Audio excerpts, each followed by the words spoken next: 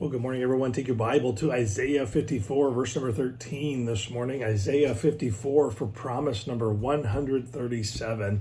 And I like this promise. This is a promise from the Old Testament that holds true even in the New Testament.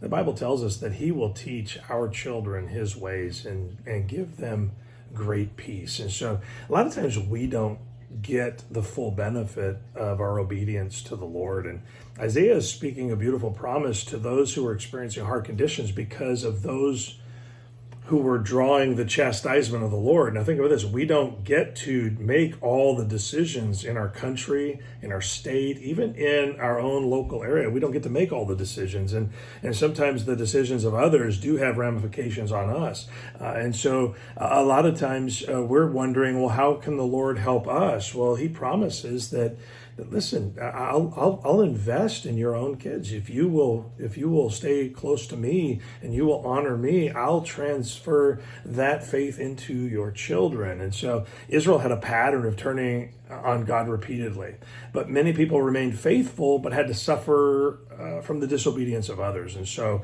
sometimes there's a consequence that happens to everyone, even though everyone didn't necessarily do whatever the consequences for. And so this promise tells us that even though we live in a sin-broken world, don't give up.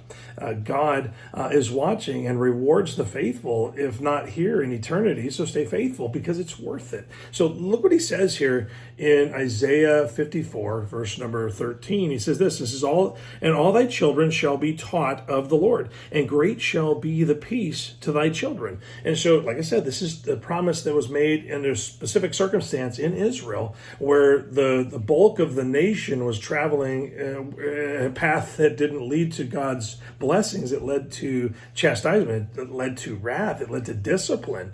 And yet the whole nation suffered that discipline.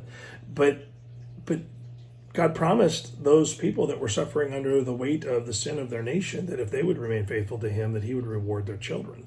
That it would not be something where everyone suffered forever. Think of it this way: right now, the United States is not going in a direction that God is pleased with, and so we're noticing that national blessing that we're used to is starting to subside, and it's getting harder and harder for us to maintain a blessing to our children in areas like finance and things like that. But God promises that if we'll remain faithful, He'll remain faithful. He says, you don't have to worry about this. I will take care of this. You may actually not be able to, quote unquote, succeed financially like you used to. You may not feel like you're being blessed, but if you remain faithful to me, we will continue to see God do amazing things in the lives of our children. Their faith will perpetuate to their children. And so don't give up. Stay faithful. It's worth it.